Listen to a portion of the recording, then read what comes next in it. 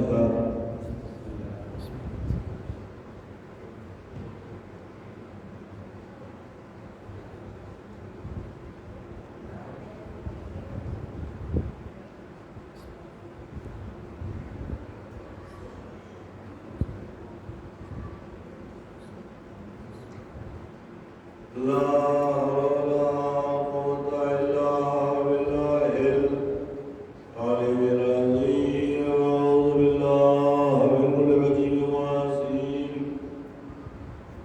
بسم الله الرحمن الرحيم.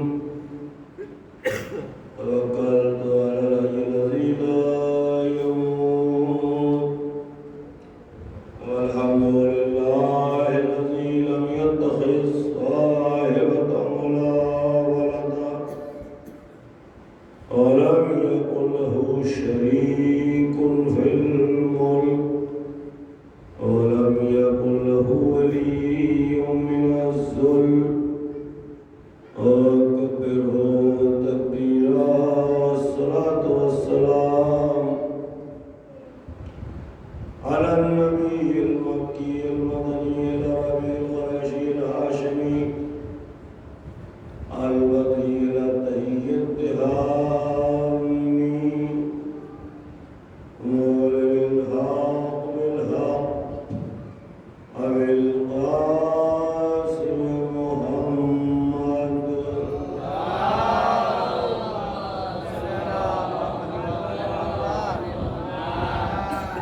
وعلى آله الطيبين الطاهرين المعصومين المظلومين المنتخبين المنتجبين الذين أذهب الله عنهم الرجس وطهرهم تطهيرا.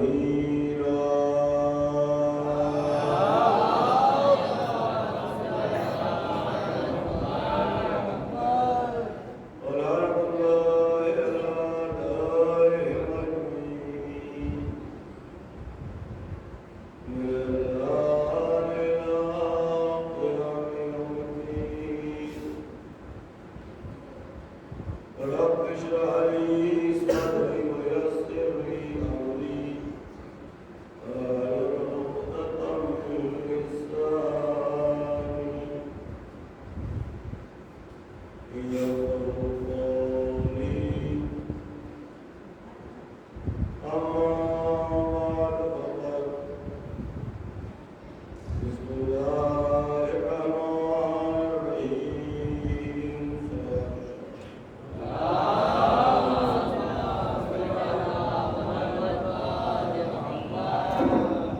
حضرات کے مقدر فرمانے حضور سرور کائنات علیہ السلام کی وجہ میں جو گفتگو کا سلسلہ جاری و ساری ہے اس کا اہم حصہ آپ کی سماعتوں کی مدد کرنے جا رہا ہوں. اِنَّا لِقَتْلِ الْحُسَيْنِ حَرَارَةً بِقُلُوبِ الْمُؤْمِنِينَ لَا تَبْرُحُ أَبَدًا. اسی ذیل میں گفتگو چل رہی ہے عشق حسین علیہ السلام کی حرارت کیا ہے، جنون محبت حسین علیہ السلام کیا ہے. امام کے اصحاب کے جملے کہ اگر ہماری رات بھی ہوا میں اڑا دی جائے اور پھر بھی آپ ہمیں آواز دیں تو ہم حاضر ہیں، اس کے لیے تیار ہیں.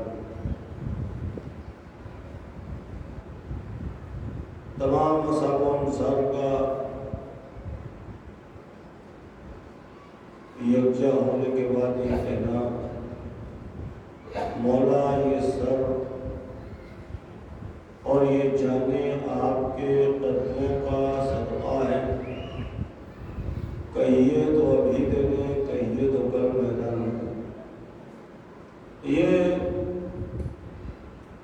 جاتے عشق حسین. موو کر رہا ہوں اپنے مضمون کی طرف. سفر عشق رکتا نہیں، نہ کاروان عشق رکتا ہے. حسین علیہ السلام کے عشق کی داستان 10 محرم کو ان فدائیوں پر ختم نہیں ہوئی، بلکہ جس دل میں بھی جہاں جہاں بھی معرفت حسین نے جگہ بنائی، وہاں وہ چنگاری اٹھی اور یزیدیت کے خرمن کو جلا کے راکھ کر دیا اور قیامت تک کے لیے تاریخ لکھ دی کہ تا قیامت حسین زندہ.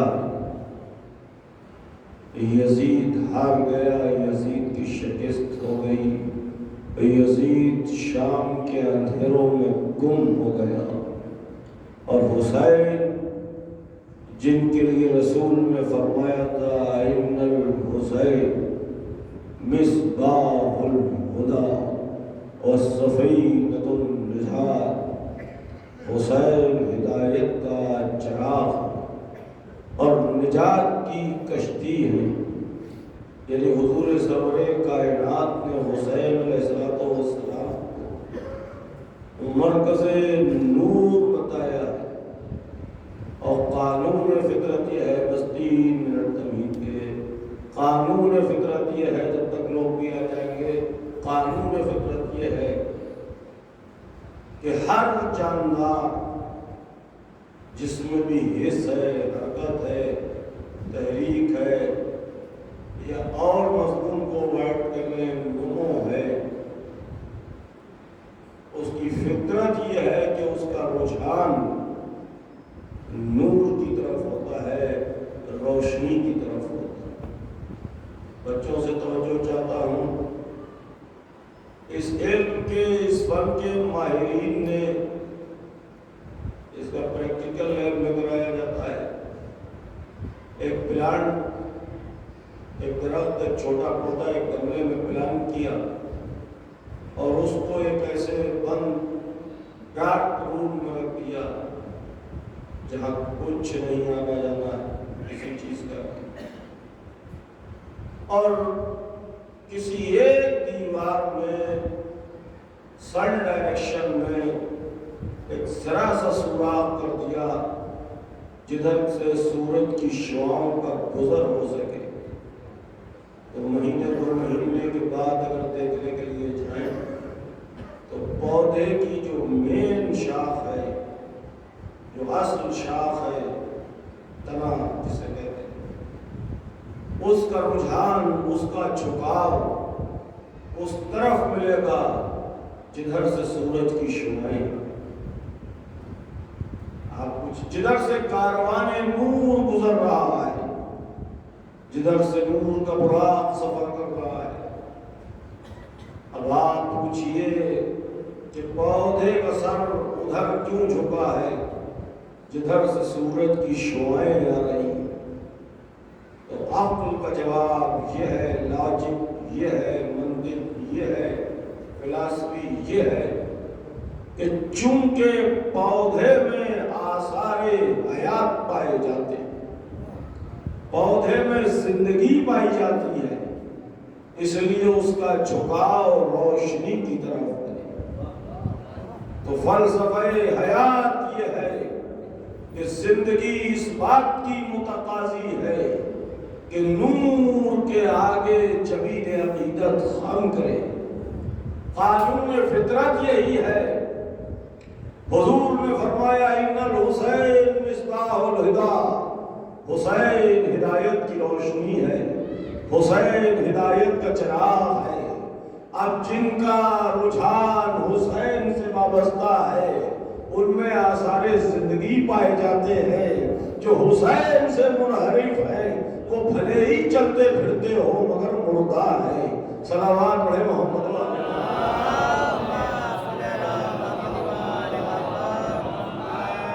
بس گفتگو شروع کر رہا ہوں، باتیں زیادہ ہے، وقت کم ہے، مضمون سے مرتبط کر رہا ہوں جو موضوع چل رہا ہے کربلا کے بعد کے واقعات کا۔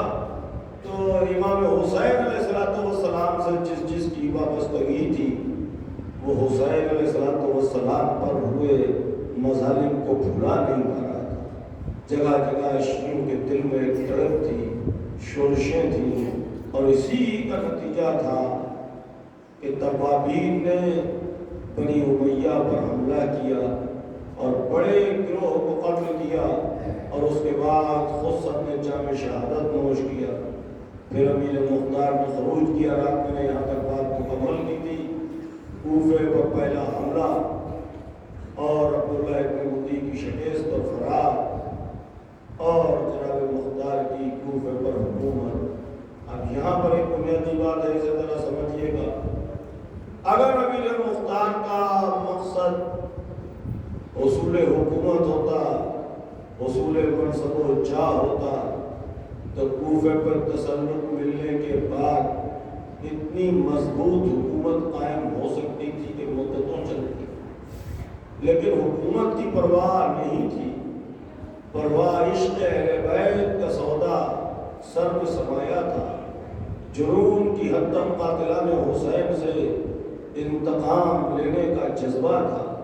صرف اور صرف ایک ہی لکھا ہے، روایتوں میں ملتا ہے کہ جب بھی تنہائی میں بیٹھتے یا مہربانی اسرار کے ساتھ ہوتے، جب شیعوں کی بزم ہوتی تو بارہا ہاتھ پہ ہاتھ مار کر یہی تذکرہ کرتے کہ جب جناب مسلم علیہ السلام آئے تو ہم نے باتیں وہی کی، لیکن ایسے حالات بنے کہ جب وہ شہید ہوئے، گرفتار کیے گئے، قتل کیے گئے، تو ہم لوگ نہیں تھے، زندان میں تھے۔ اگر احساس تھا تو اسی کا احساس تھا۔ بعض کتابوں میں لکھا ہے کہ آپ کا روزانہ کا معمول تھا نماز فجر کے بعد جناب مسلم علیہ السلام کی قبر پر جاتے اور گریہ کرتے، خود کو گرا دیتے، پھر وہاں سے باہر نکل کے آتے اور کربلا کا رخ کر کے امام حسین علیہ السلام کی زیارت۔ فرد محبت کے سوا اور کچھ نہیں تھا۔ اسی بیچ اب واقعات جو میں نے حالات جوڑے ہیں، واقعات کا رب اور جڑاؤ جہاں تک پہنچایا ہے، اب وہاں سے بات شروع کر دی۔ اسی بیچ عبداللہ ابن مدی یہاں سے بھاگا، مفرور ہو کے اب عرض کر رہا ہوں، یہاں سے سوال فرمائیے تو کہاں پہنچا؟ ایک بار پھر سے دوہرا رہا تھا کہ بچوں کے لیے بات آسان ہو جائے۔ بصرے میں مصعب بن زبیر، عبداللہ بن زبیر مکے میں، زبیری حکومت مکے سے چلی تھی تو بصرے اور کوفے تک آئی تھی۔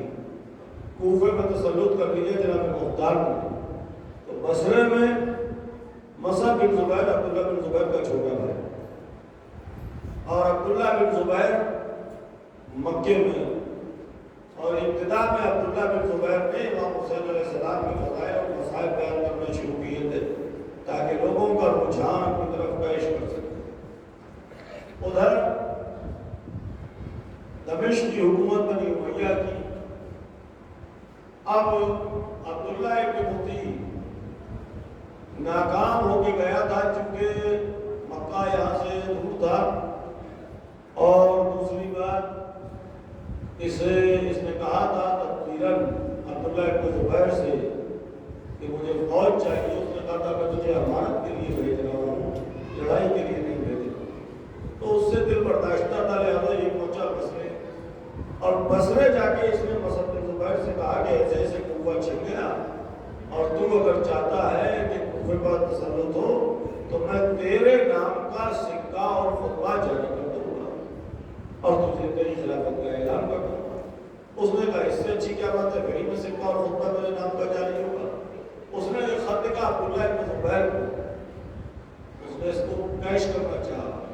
اس نے کہا تیرا عامل تھا عبداللہ ابن مدی، اسے مختار کو وہاں سے بھگا دیا، لہذا تو کچھ فوج بھیج تو میں پھر سے حملہ کروں اور کوفہ اپنی تحویل میں لے لوں۔ عبداللہ ابن زبیر کے وہاں کے انٹرنل حالات تو بگڑ رہے تھے، حجاز کے. اس نے جواب میں کہا کہ اگر تجھے خواہش ہے عراق کی حکومت کی تو خود محنت کر، مجھ سے وہ کوئی مطلب میں خود پریشان ہوں، اور ورنہ کوئی خاموش بیٹھا نہیں تو حالات ٹھیک ہوگا تو مل کے دیکھ. یہ قرار کو برداشتہ ہوا اور اس نے تیاری کی، اور تیاری کرنے کے بعد عبداللہ ابن مطیع سے کہا کہ چل تو فوج لے کے میں ساتھ میں چلتا ہوں. 30,000 کا لشکر لے کے بصرے سے مصعب بن زبیر اور عبداللہ بن مطیع نکلے. آدھا لشکر دریا کے راستے سے اور آدھا لشکر خشکی کے راستے. جناب مختار اپنے معمول کے مطابق باہر نکلے تھے، کوفے سے باہر نکل کے زیارت کرتے تھے امام حسین علیہ السلام کی، تو اس معمول کے مطابق نکلے تھے. کسی نے آگے بتایا کہ آپ کو بتایا آپ نے عبداللہ بن مطیع کو جانے دیا، اور وہ اس طریقے سے مصعب بن زبیر سے لشکر پہ گئے. اور کہا اچھا آنے دو. پھر ادھر جنگی تیاریاں شروع ہوئی، اور جنگی تیاریاں ہونے کے بعد آپ نے فوج روانہ کی، بنو سنفیس فوج لے کے نکلے. لیکن ابراہیم بن مالک اشتر کی تفہیم یہ تھی کہ اگر آپ کو چھوڑ کے جائیں گے تو ممکن ہے دشمن دار ہمارا پر حملہ کرے.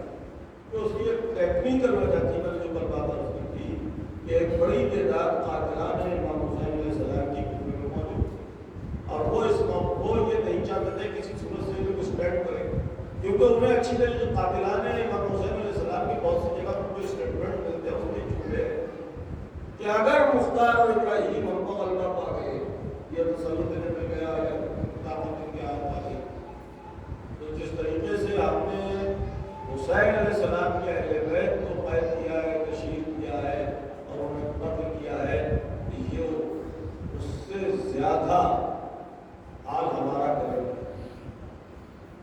یہ اہل بیت کے چاہنے والے ہیں اور یہ مدد ہو گئے. تو ایک یہ اندیشہ تھا، کوفے میں بڑی تعداد میں قاتلان موجود تھے، لہٰذا لشکر نے بھی ابراہیم بن مالک اشتر نکلے اور مصعب بن زبیر اور عبداللہ بن مطیع کی شکست ہوئی. عبداللہ بن مطیع اس لڑائی میں مارا گیا، اور سکندر شارٹ میں اس کا عبداللہ بن مطیع مارا گیا، اور جان بچا کے مصعب بن زبیر میں بصرے پہنچا. جب مصعب بن زبیر بصرے پہنچا تو اس نے پھر قتل کا عبداللہ بن زبیر کہ عبداللہ بن مطیع دیکھیں تائید عزتی کیا ہے. عبداللہ بن مطیع مارا گیا اور ایسا ایسا ہوا ہے، لیکن اس نے پھر کوئی جواب نہیں دیا. اب اس نے ذہن دوڑایا اپنا اور اس نے دمشق کا لکھا عبدالملک بن مروان، اور اس کو لکھا کہ تیرا دوست عبداللہ بن مطیع اسے اس طریقے سے مار دیا. اور کوفے میں مختار نامی علی کا شیعہ وہ بنی امیہ اور حسین علیہ السلام کے قاتلوں کو پریشان کر رہا ہے اور انہیں قتل کیے بغیر کچھ. دیکھیے سب سے اہم ہوتی ہے دشمن کی گواہی. مختار کی شیعت اس سے زیادہ اشکار کیا ہوگی کہ مختار کے دشمنوں نے لکھا ہے کہ مختار علی کا شیعہ. مختار کی شیعت کا اس سے بڑا ثبوت کیا ہوگا، اس سے زیادہ اشکار کیا ہوگا. اب یہ جب یہ خط پہنچا عبدالملک بن مروان کے پاس، مسجد میں آیا، اور مسجد میں آنے کے بعد اس نے اعلان کیا کہ تم میں کون شخص ایسا ہے جو حد سے زیادہ دشمن رکھتا ہو مختار کو، اہل بیت کو، اولاد علی کو. اس کا چچا بھائی عامر بن ربیعہ اس کا نام ملتا ہے. اس نے کہا میں اس کام کو انجام دوں گا. لشکری جنرال تیار کیا 70,000 کی فوج اور قاتل کوفے کا مختار اور مختار پر حملہ کیا، اور مصعب بن زبیر کو فرمایا کہ تم پریشان مت ہو، میں اس کا انتظام کروں. اب سمجھیے ذرا بات کو. ایک ٹیکنیکل فرق تھا. ٹیکنیکل فرق یہ تھا کہ جناب مختار کے ساتھ جو لوگ تھے ان میں بہت سے لوگ ایسے تھے جو آداب حرب و ضرب سے واقف نہیں تھے، جو جنگجو نہیں تھے، جو کبھی لڑائیوں میں نہیں گئے تھے. وہ صرف اور صرف جوش انتقام کے تحت نام حسین پر صرف خلوص کا سودا تھا جو نکل پڑے. وہ صرف ایک جنون تھا، ایک نعرہ تھا یا رسالت الحسین کا، لبیک یا حسین کا، جس کے تحت نکلے تھے. اور ادھر ایک باقاعدہ تیار فوج جس کی پوری تیاری منظم مستحکم، اور فوج کی کثرت، ادھر قلت. ایک پورا لشکر لے کے عامر بن ربیعہ نکلا اور کوفے سے کچھ فاصلے پر، آپ ذرا توجہ فرمائیے گا، کچھ فاصلے پر اس نے قیام کیا اور وہاں سے جاسوسوں کو بھیجنا شروع کیا تاکہ حالات معلوم ہو سکے کہ مختار کے پاس کتنی فوج ہے، کتنے لوگ ہیں، کیسی تیاری ہے، کیا ہے، یہ ساری چیزیں. یہ سب ایک دن ابراہیم بن مالک اشتر اور ربیع مختار اور احمد بن شمیل شمیر باہر ٹہل رہے تھے. کوفے کے باہر دیکھا ایک شخص عجیب حلیے کا ہے، کہا یہ پیشے سے جاسوس معلوم دیتا ہے، اسے پکڑ دیتا. اسے پوچھا کون ہے؟ تو اس نے کہا مسافر کو جا رہا تھا. نہیں، دیکھ یہ شخص ہے امیر مختار، جھوٹ بول کے تو بچ نہیں سکتا، صحیح صحیح بتا. اس نے کہا میں قبیلہ بنی ازد سے ہوں اور میں ہوں جاسوس، مجھے بھیجا ہے عامر بن ربیعہ نے، اور تیرے لشکر میں کچھ قبیلہ ازد کے لوگ ہیں تو ان کے پاس اس نے کچھ کہلوایا ہے. مختار نے کہا میرے لشکر میں ازد سے، قبیلہ ازد سے کوئی نہیں ہے. دیکھا لوگوں سے پوچھا کہ بتاؤ کوئی شخص قبیلہ ازد ہے؟ کہ ایک شخص ہے. اس سے پوچھا تیرا نام ہمیں درج ہے؟ اس نے کہا نہیں. میں تو آتا تھا چلا جاتا کہ جاؤ کہتے تھے ایک ازدی تھا. میں نے اس سے کہا چلا ادھر نہیں جائے، میرے یہاں کوئی نہیں. اور اس کے بعد جو زمانے کا راونا سکوٹی طریقہ تھا سرداروں کا، اس کو کچھ کپڑے ایسے ویسے دیے جاسوسوں کے لیے ضرورت ہے کیونکہ جاسوس کسی لشکر کا نہیں ہمیشہ. لیکن یہ ویسا جاسوس نہیں تھا، یہ تو اس نے کہا یہ اسی کے لشکر کا آدمی تھا اور جاسوسی بھی کرتا. اب جناب مختار نے اس سے پوچھا کہ یہ بتا عامر بن ربیعہ کے پاس کتنا لشکر ہے؟ اس نے کہا 70,000. کہاں ٹھہرا ہے؟ کہ فلاں جگہ پر. انہوں نے کہا اچھا، اگر مختار تجھ سے پوچھے، اگر عامر بن ربیعہ تجھ سے پوچھے کہ مختار کے پاس کتنا لشکر ہے تو کیا کہے گا؟ تو اس نے کہا میں کہوں گا 1 لاکھ ہے. اس کے پاس 70,000 ہے، میں کہوں گا 1 لاکھ ہے. امیر مختار نے کہا نہیں، جھوٹ نہیں بولتا. کہ پھر کیا کہوں؟ کا کہنا تیرے پاس 70,000 لشکر ہے، امیر مختار کے پاس صرف 10,000 کی فوج ہے، اور انشاءاللہ 10,000 کی فوج لے کے مالک اشتر کا بیٹا تجھ پر حملہ کرے گا اور تجھے پسپا. یہ تیور ہے. اب یہ ان تیور کو محسوس کرتا ہے کہ کیا شخص ہے. میں نے کہا کہہ دوں گا کہ 1 لاکھ کی فوج ہے تو کہہ رہا نہیں، جھوٹ مت بول، جھوٹ مت بولنا، کہہ دینا 10,000 ہے. اس پر یہ کر رہا کہ جا ہم 10,000 لے کے آ رہے ہیں. عجیب شخص ہے. اب یہ یہاں سے پلٹ کے جب وہاں پہنچا تو اس نے کہا سردار مختار کے تیور ہی کچھ اور ہے. اس نے کہا تو مجھے ڈرانے کا کام کرتا ہے یا جاسوسی کا کام کرتا ہے؟ اس نے کہا بھائی بات ڈرانے اور آنے کی نہیں ہے، جو میں نے دیکھا وہ بتا رہا ہوں. کیا ہوا کہ میں مختار نے مجھ سے پوچھا تو اگر مجھ سے پوچھے کتنی فوج ہے تو کیا کہتا؟ میں نے کہا کہہ دوں گا کہ 1 لاکھ ہے. تو مختار نے کہا نہیں، کہنا مالک اشتر کا بیٹا 10,000 لوگوں کو لے کے تجھے ختم کرنے کے لیے آتا ہے. تو مختار کے تیور یہ لگے. اس نے کہا تجھے نہیں معلوم، تو نے کیا کیا؟ کہ یہ کیا؟ کہ ایسا کوئی اپنی طاقت. اس نے کہا تو نہیں جانتا، میں نے تو پلاننگ کی. اب میرا مشن رہ گیا ادھورا. اب یہاں سے ذرا غور کیجیے، میرا مشن رہ گیا ادھورا. مختار کے پاس 14 لوگ ہیں جو قبیلہ بنی ازد سے، اور وہ مخصوص سیکورٹی میں ہے، مختار کی خاص سیکورٹی کے گارڈ ہے. اور ان سبوں نے ہمارے پاس خطوط لکھے اور وہ اہل بیت کے دشمن ہیں، اور پلاننگ یہ ہے میدان جنگ میں وہ ہمیں مختار کو زندہ گرفتار کر دیا۔ مختار نہیں جانتا کہ یہ لوگ قبیلے بنی اسد کے اور دشمن ہیں، اور ان میں یہ نام ہے، ان کے نام کو خط دے دیا اور ان سے سب عہد ہو گیا۔ اس نے کہا امیر میں ابھی ہو کے آیا ہوں اور پھر سے گیا اور پکڑ گیا اور میرے پاس یہ خط نکلے تو مختار مجھے ختم کر دے۔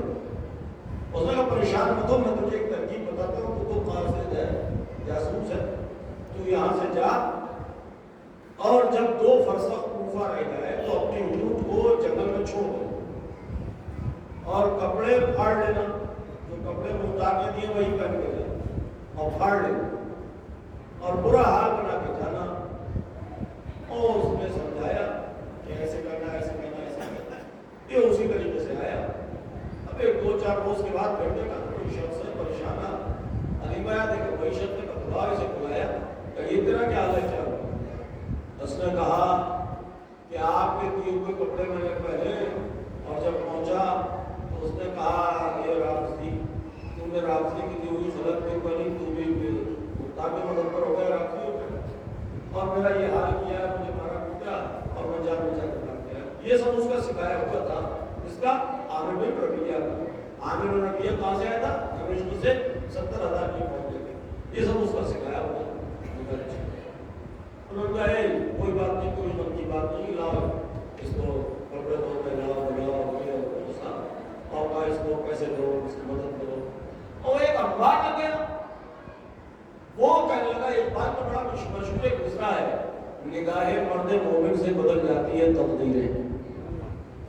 وہ اپنے دل کو کہنے لگا کہ میں 2 بار آیا ہوں، یہاں دیکھتا ہوں نماز روزے کا ذکر ہے، قرآن کی تلاوت ہے، تسبیح ہے، تحلیل ہے، ادھر دیکھتا ہوں سوائے برائیوں کے، شراب کے اور کوئی دوسرا کام نہیں، دنیا چند روزہ ہے۔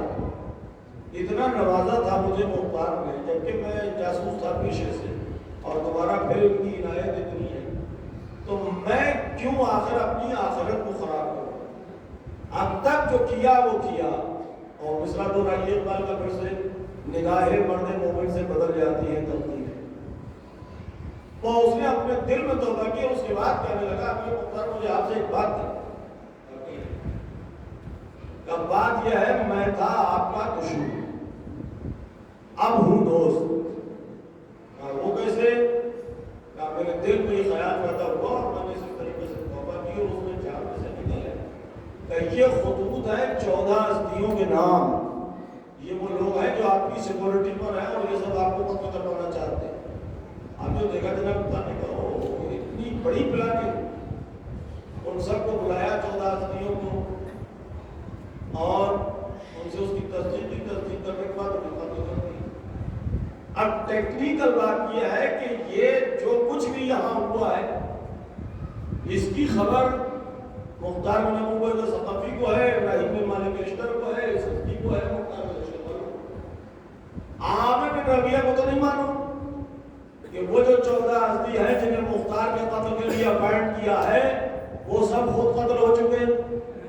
ادھر کی خبر تو ادھر نہیں پہنچی، ادھر سے کوئی جائے تو وہ ہستی کہنے لگا کہ یا امیر میرے پاس ایک ترکیب بہت مناسب ہے، راجا اگر آپ تیار ہوں تو میرے ساتھ چلیں راتوں رات، اور میں ایک جگہ پر خیمہ لگا کر رک جاؤں گا، آپ کو روک دوں گا اور عامر بن ربیعہ سے کہوں گا کہ ان 14 لوگوں میں سے ایک شخص آیا ہے عہد و پیمان سخت کرنے کے لیے، اور موقع پا کے آپ عامر بن ربیعہ کو زندہ گرفتار کر لیں۔ جناب مختار نے کہا میں مشہور آدمی ہوں اور یہ سب مجھے سمجھ میں نہیں آتا، یہ تدبیر مناسب نہیں ہوتی، جنگ کے حساب سے کھانا کھا تو آرام کر اور اس کے بعد یہ سب کرنا چاہیے۔ تو جناب ابراہیم بن مالک اشتر اسے اپنے یہاں لے گئے اور کھانے وانے کے بعد اس نے کہا بتا تو کیا کہہ رہا تھا مختار سے؟ کہ میرے ذہن میں یہ ترکیب آئی تھی، میں ایسے سے بتا۔ ابراہیم بن مالک اشتر نے کہا یہ کام میری ذات سے مخصوص ہے، یہ جوش انتقام ہے، ذرا سمجھیے بات کو، یہ کام میری ذات سے مخصوص ہے۔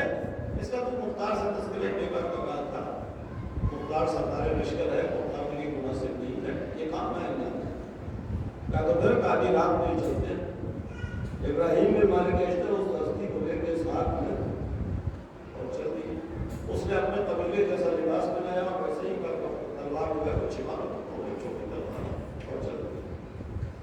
رات میں جب وہاں پہنچے تو اس نے روک دیا باہر، اور اس نے کہا کہ 14 میں سے ایک شخص آیا ہے اور وہ آپ سے مزید اہل پیمان کرنا چاہتا ہے۔ اس نے کہا بلاؤ۔ ہوا کیا، جب اس نے ابراہیم بن مالک اشتر کو دیکھا تو اس نے پہچان لی،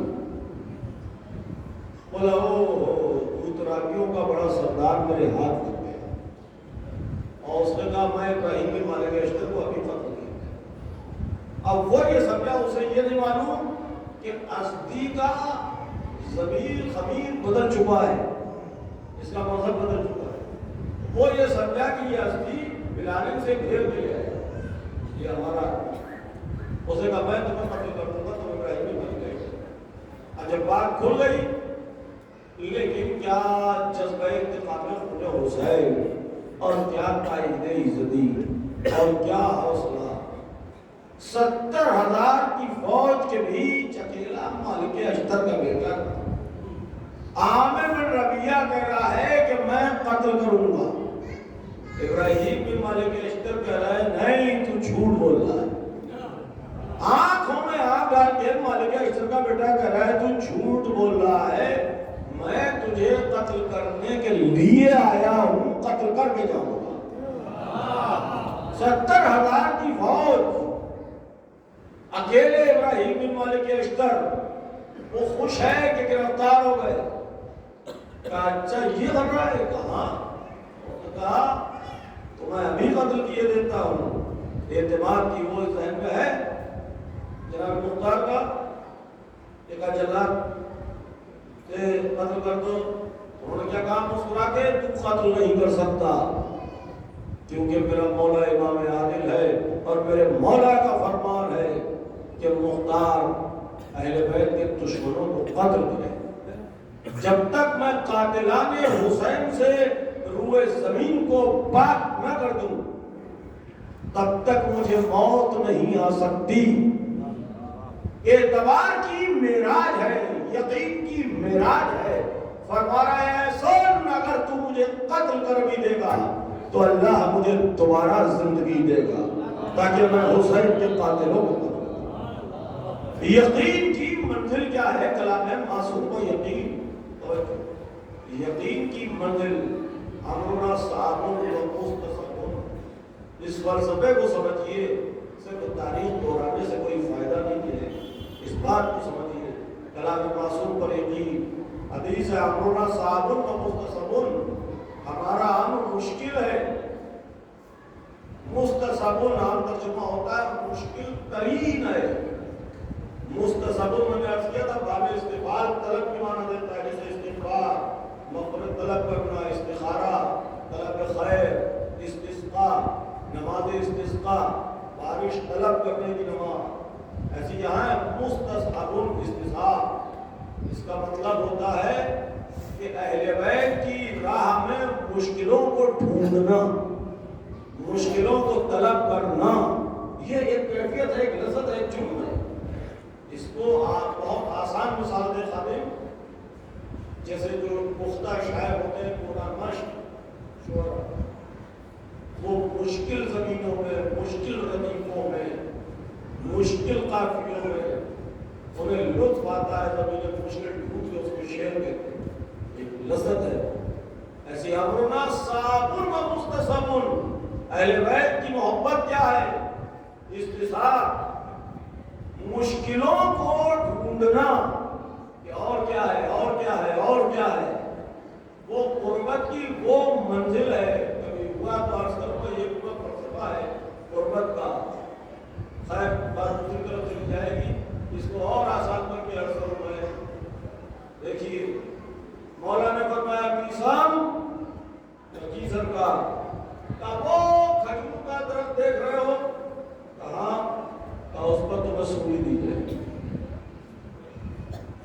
یہ کیا ہے؟ امرنا صعب، ہمارا امر مشکل ہے۔ ہو گئی یہ بات، امرنا صعب، وہ ہے کھجور کا درخت، اس پر تمہیں سولی دی جائے گی، یہ امرنا صعب۔ مستصعب کہاں سے شروع ہوتا ہے؟ جہاں مشکلوں کو طلب کرنا ہے، کیا فلسفہ ہے لاجک کیا کہتی ہے، منطق کیا کہتی ہے، عقل کیا کہتی ہے کہ اس درخت کو کٹوا دینا چاہیے؟ مجھے اگر کوئی یہ بتائے کہ یہ درخت ہے، یہ گرے گا اور تم مرو گے، تو میں کہوں گا اس درخت کو ہی کٹوا دو، بس سے ختم ہو گیا، ہم تو سیف ہو گئے۔ میسا میں اس کھجور کے درخت پر سولی دی جائے گی، عقل کیا کہتی ہے کہ اسے کٹوا دو؟ اگر کٹوا نہیں سکتے تو اس سے بچ گئی تو اس کو اس سے متنفر ہو جائے۔ لیکن مستصابون استصاب کی منزل کیا ہے؟ داستان عشق کیا ہے؟ جس دن سے مولا نے فرمایا میسم اس درخت سے تمہیں سولی دی جائے گی، اس دن سے میسم اس درخت کو پانی دینے لگے۔ نہیں سمجھے بات کو؟ اس دن سے پانی دے رہے ہیں، کیا مطلب ہے؟ پھول رہے ہیں۔ مستصابون استصاب، علی کی محبت میں اور کیا ملتا ہے، اور کیا ملتا ہے، اور کیا ملتا ہے، اور کیا ملتا ہے؟ عشق علی کو منزل کو لے کے آئے۔ امام علیہ السلام کے ساتھ ہی ہیں جناب اور ہاتھ پاؤں کاٹ دیے گئے، ان کے ہاتھ پاؤں کاٹ کے لوگ لے آئے، گھر پہ لے جا کے کاٹ دیا۔ ان کی بیٹی ہے، بیٹی باپ سے پوچھ رہی ہے، بھائی ذرا سمجھیے بات، بیٹی باپ سے پوچھ رہی ہے، لطف نہیں آتا جب تک ابلاغ نہ ہو۔ کیا منزل ہے عشق اہل بیت؟ عشق کی کیفیت کیا ہے؟ جناب ابراہیم علیہ السلام آگ میں جا رہے ہیں، میں نے روکا ہے 2 منٹ تک بات پہنچے تو فائدہ ہے۔ جناب ابراہیم علیہ السلام آگ میں جا رہے ہیں، 4 منزل سے کوئی گر رہا ہے، راستے میں اس سے پوچھا جائے خیریت ہے، پانی پیو گے؟ کیا سینس ہے؟ عشق حواس باختہ نہیں کرتا، عشق کمال عقل کی معراج کا نام ہے۔ ورنہ جو آگ میں جا رہا ہے اس سے راستے میں جبریل پوچھ رہے ہیں حل کا حاجہ، کوئی حاجت ہے؟ جبریل کو فکر ہے، انہیں ٹینشن ان کا ہے، پارے لائیے ایک ہی تو معاہدہ ہے، کہا تو جاؤ تم ہی چلے جاؤ، جیسا ٹینشن جو الفاظ میرے ہیں مفہوم یہی ہے۔ کہا لگا حاجہ 4 منزل سے گرتا ہو، اس سے ہم مجھے سگریٹ پئیں گے، خیریت ہے، پانی پئیں گے، کیا وہ سن پائے گا اور کیا جواب دے پائے گا؟ جو ہوا میں ہے۔ عشق کمال عقل کی معراج کا نام ہے، جہاں حواس نہیں کرتے، جہاں ہوش پر مدہوشی غالب نہیں۔ کیا جواب دیا جناب ابراہیم علیہ السلام نے؟ جو روایت کا جملہ ہے وہ سنیے، فرماتے ہیں نام اما فلا الہ، ہاں ہے، بے نیازی ظاہر نہیں کی، نام ہے اما فلا الہ، مگر تم سے کیا مطلب، جس سے ہے اس سے ہے۔ یہ روایت کا جملہ ہے، نام اما فلا الہ ہے، مگر تم سے کیا مطلب، جس سے ہے۔ اب جبریل بھی سید الملائکہ ہیں، یہ خلیل الرحمن وہ سید الملائکہ، اسے کیا چھوٹی گفتگو سمجھ رہے ہیں؟ خلیل الرحمن اور سید الملائکہ کی گفتگو ہے، یا جبریل نہیں جانتے؟ نام اما فلا الہ، تو جبریل نے فوراً حاضر جوابی سے کہا، پڑھ دیتا، ارے تو بھائی جس سے ہے اسی سے کہیے، مت کہیے ہم سے، مگر بچیے تو آپ، ہمیں تو آپ کی فکر ہے۔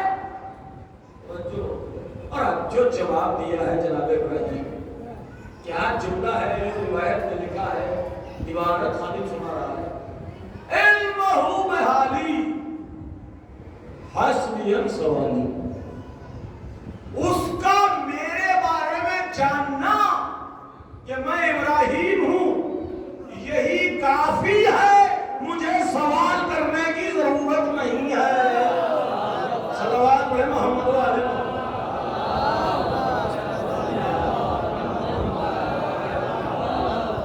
سمجھے؟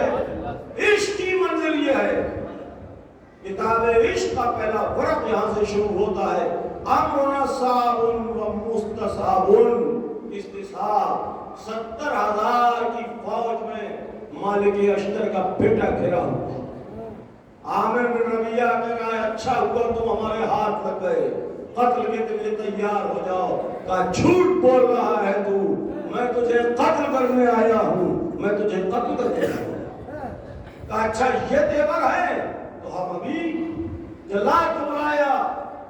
سیاف کہتے ہیں جلاد کو، سیاف سیف چلانے والا سیاف مبل ہے، جلاد کو بلایا، کہا قتل کر دو اسے ابھی۔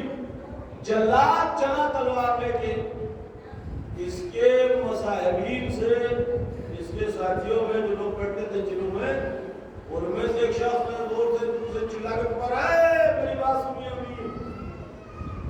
ابھی ٹھہر گیا، یہ کیا ہے؟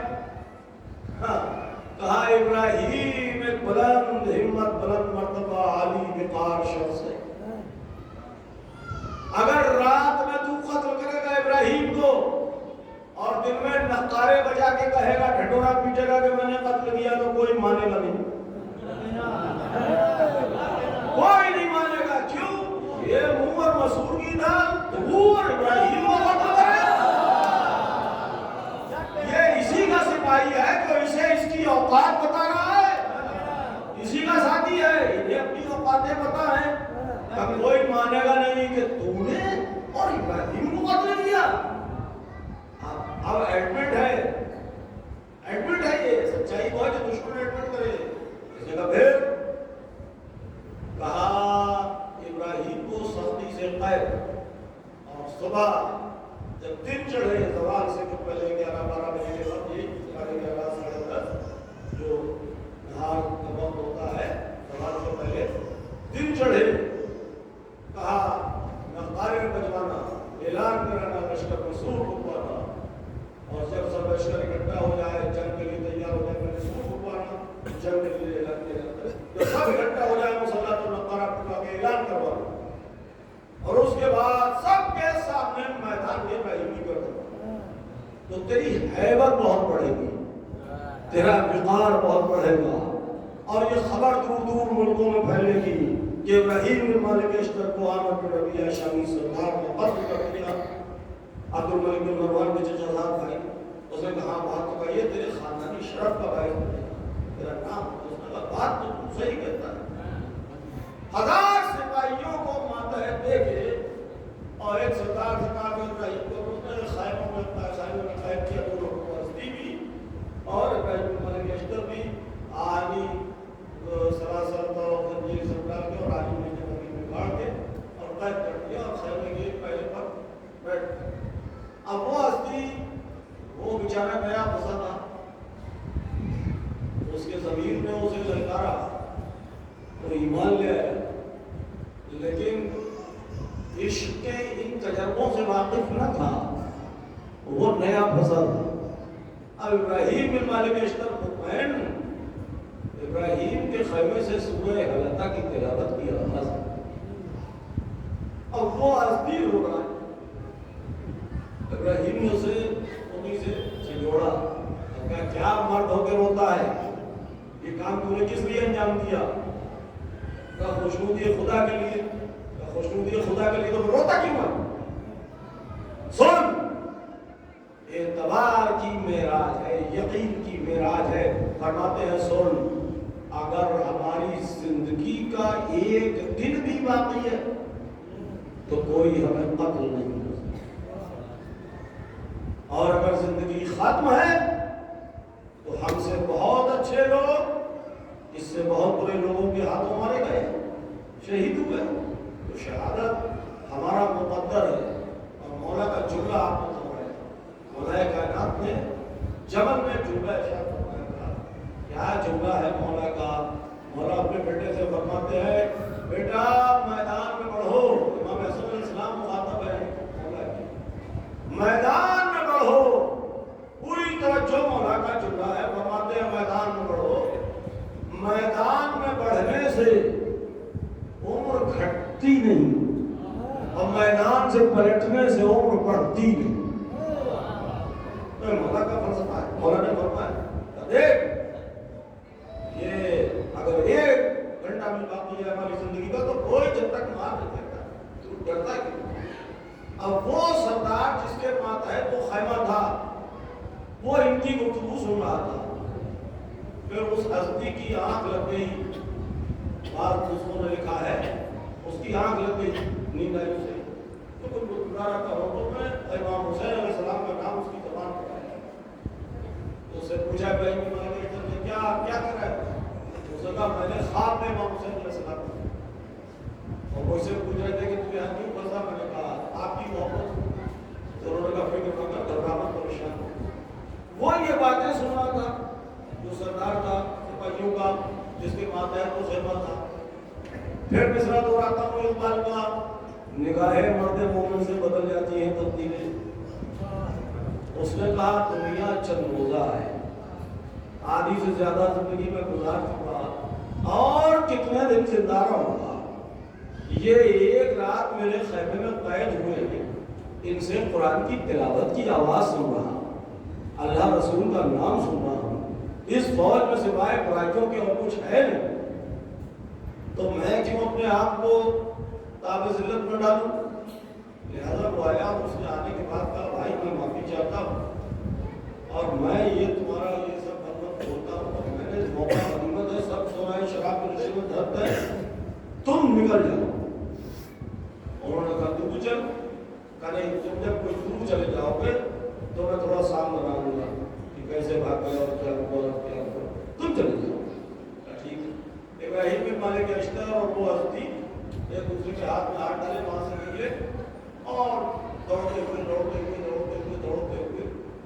چلتے چلتے رہے۔ جب اسے اندازہ ہو گیا کہ نکل گیا ہوگا ایک فرسہ، تو اس نے نقارہ بجایا، شور کیا، کہا دونوں بھائی بھاگ گئے، اب اسے فوراً گرفتار کر لیا۔ اس نے کہا تیری تحویل مدیت ہے، تو ذمہ دار ہے، بتا کیسے بھاگے؟ ادھر دیکھیے، اس نے کہا تیری تحویل مدیت ہے، تو ذمہ دار ہے، بتا کیسے بھاگے؟ اس نے کہا رات بھر باتیں کرتے رہے، آپس میں گفتگو کر رہے تھے، رو رہے تھے، پھر اچانک ان کی آواز آنا بند ہو گئی، میں سمجھا سو گئے، لیکن تھوڑی دیر کے بعد جب دیکھا تو ہتھیلیاں بیڑیاں سب پڑی تھی، یہ غائب تھے، تو کہنے لگا جادو کو، کہنے لگا کہ جادو کیا ہوگا، معاذ اللہ اس کو قائم کا امام کی جاتی ہے، مولا کائنات ہوتا ہے، اے خاموش، کا پتہ نہیں کیسے لائے ہو۔ انہوں نے کہا اے سپاہیوں سے کہا اسے گرفتار کرو، اس کی تحویل میں دیا تھا، ذمہ دار یہ ہے، R2 کی آفیسر یہ تھا، اسے گرفتار کرو تاکہ کوئی اس طرح کی غفلت نہ کرے۔ انہوں نے کہا سرکار میری کیا خطا ہے، میں نے تو پوری ڈیوٹی کی، کہ نہیں تو ذمہ دار ہے، جب تک نہیں ملیں گے دونوں اور وہ خود قبول نہ کریں کہ کیسے فرار ہوئے، کس نے انہیں نکالا یہاں، جب تک تو قائد میں رہے گا۔ اس نے کہا میری ایک بات سنیے۔ کہا کیا؟ کہا اگر رات آپ ان دونوں کو قتل کر دیتے تو ہماری جان چھوٹ جاتی،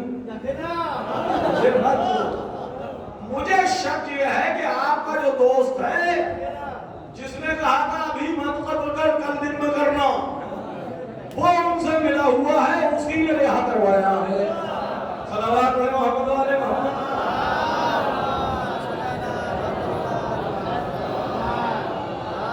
وہ ان سے ملا ہوا ہے، اسی نے رہا کروایا ہے۔ دیکھا بلاؤ صاحب، اس نے 1000 قسمیں کھائی، اب جہاں پورا شجرہ جھوٹوں کا ہو وہاں اس قسم پہ کون اعتبار کرے گا؟ اب پھر حالات مل رہے ہیں، اسباب مل رہے ہیں، اسے قتل کر دیا گیا، وہ تو نمٹ گیا۔ اب یہ پورا لشکر ڈھونڈنے کے لیے اور اسے ایک سپاہی کے ایک سردار کے ماتحت دے کے اس کو قید کر دیا گیا، اور ایک سپاہی سے کہا گیا تو اس کی نگہداشت ہے، اور پورا لشکر چکر میں دھوپ آ گئی، مار سب پریشان، حیران کرنا ابراہیم بن، اور یہ ہاتھ پہ ہاتھ مار کے کہتا ہے افسوس موترابیوں کا بڑا سردار میرے ہاتھ سے نکل گیا۔ ادھر اگلے دن جب کیمپ میں ابراہیم بن مالک اشتر نہیں پہنچے تو جناب مختار نے بھیجا غلاموں کو کہ دیکھو کہاں ہے، اب وہ تو آئے نہیں، وہاں گھر پہ پتہ چلا کہ رات کے گئے ہوئے، کہاں گئے؟ وہ جو شخص آیا تھا اس کے ساتھ کھانا کھایا تو اسی کے ساتھ چلے گئے۔ ارے امیر مختار نے کہا ہو، وہ جو مجھ سے کہہ رہا تھا وہی اس نے ابراہیم سے کہا ہوگا، اور یہ عامر بن ربیعہ کی قتل کے لیے لکھی، اور یہ ان کی فوج میں جا کے پھنس گئے۔ اب جناب مختار پریشان، آپ سوال یہ کیا کریں؟ اگر حملہ کریں تو ایک خطرہ یہ ہے کہ ابراہیم بن مالک اشتر اس کی قید میں، اگر اس پر حملہ کیا جائے تو ہو سکتا ہے وہ اس کے ریئیکشن ہونا کمی کر دے. گئے کہاں, کس طرح, کیا ایک بڑی پریشانی. لوگوں نے کہا کوئی دیر امیر مختار نے کہا کوئی دیر توقف کرتے ہیں, اس کے بعد عامر بن ربیعہ کے لشکر پر حملہ کریں گے, اس کے علاوہ کوئی چارہ کریں, کوئی دیر تعاقب کریں. ادھر ابراہیم بن مالک اشتر اور وہ ہستی دونوں ساتھ ساتھ ایک جگہ سے راستہ الگ ہوا. اس نے کہا میں جنگل میں جاتا ہوں, چھپ جاتا ہوں, مجھ سے اب دوڑ نہیں ملے گا. وہ تو پہلی بار پھنسا تھا غریب. اس نے کہا مجھ سے اب دوڑ نہیں ملتا. اس نے چیزوں کا عادی کہاں تھا, نہ خاندانی جنگ, وہ پیشے سے جاسوس کا تھا. کہاں دوڑنا بھاگنا تلوار چلانا, وہ پیشے سے جاسوس. ابراہیم سپاہ پیشہ, جینیٹک سے, خون سے, بلڈ سے. تو وہ تو پہلی بار پھنسا, دوڑتے دوڑتے تھک گیا تو بولا میں جنگل میں چھپ جاتا ہوں. ابراہیم بن مالک اشتر نے کہا جنگل میں جانا مناسب نہیں ہے, جنگی تدبیر کے خلاف میں مارا جائے گا. انہوں نے کہا دیکھا جائے گا, خود میں کرنے کے بعد کھا سکوں. ایک دوسرے کو الوداع کہا. ابراہیم بن مالک اشتر راستے سے بچتے بچاتے چلے جا رہے. جب ذرا دھوپ پڑی تو آپ نے تھوڑی دیر توقف کرنے کے لیے جنگل میں ایک بہت وسیع عریض بہت بڑا درخت تھا. اس درخت پہ چڑھ گئے اور سوچا یہاں اوپر آ رہا ہے, اپنے آپ کو محفوظ سے دیکھا تو لشکر ادھر سے نکلا گھومتا ہوا, اور بار بار سب اور وہاں سے واپس چلے گئے. ایک شخص اس لشکر سے اسی درخت کے نیچے آ کر ٹھہرا اور بہت تھک گیا تھا اور کہنے لگا بڑا برا ہوا, دودھ رانیوں کا بڑا سردار میرے ہاتھ سے نکل گیا, کیا غفلت ہوئی. ابراہیم بن مالک اشتر نے دور تک دیکھا کوئی نہیں. لشکر والے واپس جانا اسے کہہ رہے کہ آ جائیے سردار, آپ بھی کہہ رہے چلو میں آتا ہوں. اور یہ ہے کون؟ اب جو غور سے دیکھا عامر بن ربیعہ, جو فرمائی بات سمجھیے, غور سے دیکھا یہ ہے تائید عزتی. غور سے دیکھا تو عامر بن ربیعہ, ارے ابراہیم کا میں نے, میرے مولا نے میری زبان کی بنا دی. میں نے رات اس سے کہا تھا کہ میں قتل ہونے نہیں آیا, تجھے قتل کرنے آیا ہوں, لہذا تجھے قتل کر کے جاؤں گا. آہستہ آہستہ درخت سے نیچے اترے اور قریب آ کے ایک بار کودے اس انداز سے کہ اس کی گردن پر آپ کا ہاتھ اور اسے نیچے گرا دیا. اس نے کہا کون؟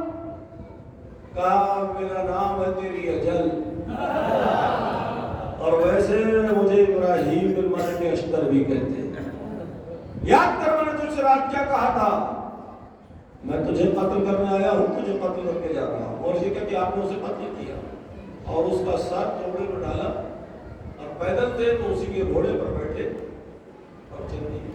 ادھر ذرا مختار پریشان دیکھا, سامنے سے گرد نمودار ہوئی. اب جو دامنے گرد چاک دیکھو کون آ رہا ہے, معلوم ہوا ابراہیم بن مالک اشتر. جیسے ہی قریب آئے تو عامر بن ربیعہ کا سر جناب مختار کے قدموں میں ڈال دیا. کہا یا امیر فتح مبارک ہو, میں عامر بن ربیعہ کو قتل کرایا. کہا یہ کیسے ممکن ہوا؟ اب آپ نے پوری داستان سنائی, ایسے ہوا ایسے ہوا ایسے ہوا. اچھا تو پھر اب ہمیں اس کی فکر کرنا چاہیے جو محسن ہے ہمارا, جس کے ساتھ ہم گئے تھے. ہستی ابھی یہ باتیں کر رہے تھے, دیکھا ایک شخص اور آ رہا ہے, اس کے ہاتھ میں بھی ایک سر ہے. یہ ہے تائید عزتی, اس کے ہے توفیق.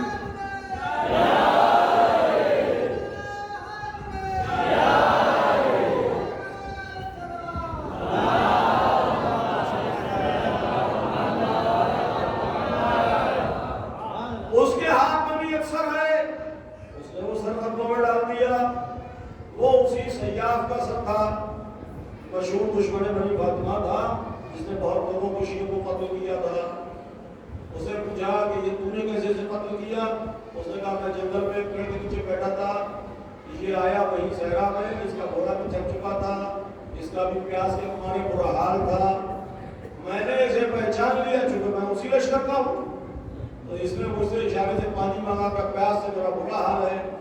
تو میں نے کہا ہو دشمن اولاد رسول, تم لوگوں نے اولاد رسول کو پیاسا قتل کیا اور ہم سے پانی مانگتے ہو, اور اسی کی تلوار کھینچ کے اسے قتل کر دیا. اور اس کے گھوڑے پہ بیٹھ کے اس کا سر لے کے کہا اس کی فکر کرنا چاہیے جس نے آزاد کیا ہے. اتنے میں دیکھا کہ ایک اور سوار چلا آ رہا ہے, اس کے ہاتھ میں بھی ایک سر ہے. صلوات محمد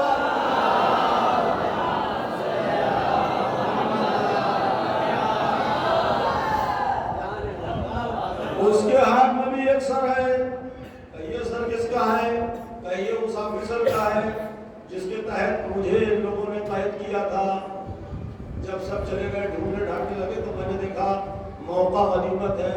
میں نے موقع پا کے ایک تلوار پڑی تھی اٹھا کے اس کو قتل کر دیا اور اسی کے گھوڑے پر بیٹھ کے چلا آیا. اب اس نے تدبیر بتائی, وہ جو آیا تھا بعد میں, اس نے کہا سردار سب سے بہترین بات یہ ہے اب کہ عامر بن ربیعہ مارا گیا اور عامر بن ربیعہ کی فوج کو یہ بات پتہ نہیں ہے. ابھی وہ لوگ تلاش میں ہوں گے یا انتظار کرتے ہوں گے یا ڈھونڈتے ہوں گے کہ سردار کہاں ہے. لہذا بہتر بات یہ ہے کہ فوج بغیر سردار کے ہے اور اسی وقت ان پر حملہ کر دیا جائے. اور دوسری بات یہ ہے کہ رات بھر یہ لوگ پریشان رہے, دن بھر دوڑ دھوپ کی انہوں نے ڈھونڈا ہے مجھے اور ابراہیم بن مالک اشتر کو. وہ تھکے ہوئے بھی ہیں, سردار کا بھی پتہ نہیں ہے. نقطار نے جنگی بجائی اور ان پر حملہ کیجیے. جناب مختار نے فرمایا ہم سب ہے.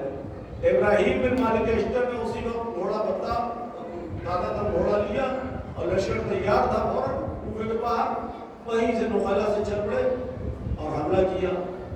عامر بن ربیعہ کی فوج پر 70,000 کا لشکر. محققین نے لکھا ہے کہ صرف 4,000 لوگ زندہ بچ کر دمشق پہنچے, باقی ایک بھی زندہ نہیں بچا. اس جنگ میں سارے کے سارے مارے گئے اور ایک بڑی جماعت جنگل میں صرف پیاس سے ہلاک ہو گئی. یعنی یہ تائید تھی ذات احدیت کی ابراہیم بن مالک اشتر اور امیر المختار کو کہ انہوں نے پیاسوں کا انتقام لینے کی مہم اٹھائی تھی.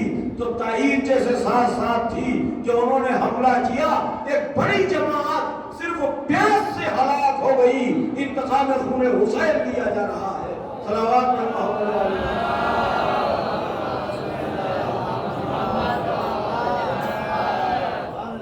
صرف 4,000 لوگ بچ کے دمشق پہنچے شام اور ابراہیم بن مالک اشتر مظفر و منصور اپنی خیمگاہ کو واپس آئے اور مال و اسباب کافی مال غنیمت سب کچھ ہاتھ لگا.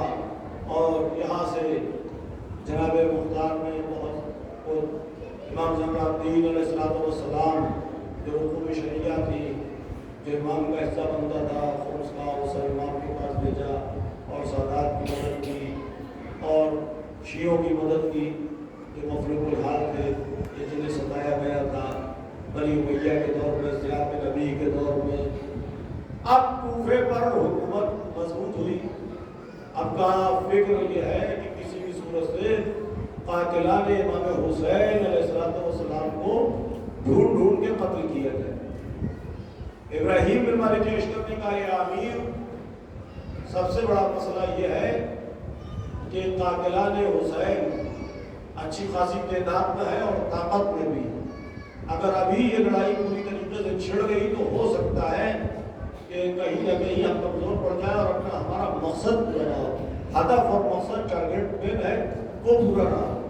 پھر ابھی عبید اللہ بن زیاد دمشق میں موجود ہے, اس سے لڑائی لڑنا ہے, اس پر حملہ کرنا ہے, باہر کی طاقتیں ہیں.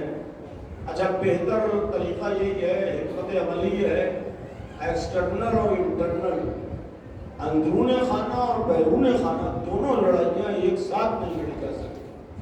اگر ملک میں اندر بھی لڑائی چھڑی ہو اور باہر بھی لڑائی چھڑی ہو تو کہاں کے دشمن سے لڑا جائے, کیا کیا جائے. تو ابراہیم بن مالک اشتر نے یہ مشورہ دیا کہ بہتر ہے جو قاتلان حسین ہیں کوفے میں, ان سے سیاسی باتیں کیجیے, ان سے اس طریقے کی باتیں کیجیے کہ ہمیں کچھ لینا دینا نہیں, ہمیں حکومت کرنا ہے, تم سے ہماری کوئی دشمنی نہیں, ہمیں شام والوں سے لڑنا ہے, عبید اللہ بن زیاد سے لڑنا ہے, تاکہ یہ لوگ اس میں الجھے رہیں اور ہم ہلکے ہلکے مضبوط ہو جائیں تو پھر ان سے بھی نمٹ لیں گے. امیر مختار نے کہا تم صحیح کرتے. تو محمد بن اشعث سمجھے بچوں کے لیے عرض کرنا بزرگ سب میں کر جاتے ہیں. اشعث بن قیس کندی بھی پڑھتے ہیں کندی بھی پڑھتے ہیں. اشعث بن قیس کندی بنی گدہ سے مولائے کائنات کی فوج میں صفین میں تھا. میرے پہلے کی گفتگو ذہن میں ہے وہ جو کرائے کی فوج تھی تنخواہیہ فوج زندہ آباد مرد آباد والی بھیڑ یاد آئی بات. جناب مالک اشتر نے نیام توڑ دیا. احمدوں نے تلواریں نیام میں رکھ لی کہ قرآن پڑھتا ہے اب کیا قرآن سے جنگ کریں. انہوں نے کہا اندھے ہو قرآن ناطق علی ہے جو دوش رسول کو بلند ہوئے تھے.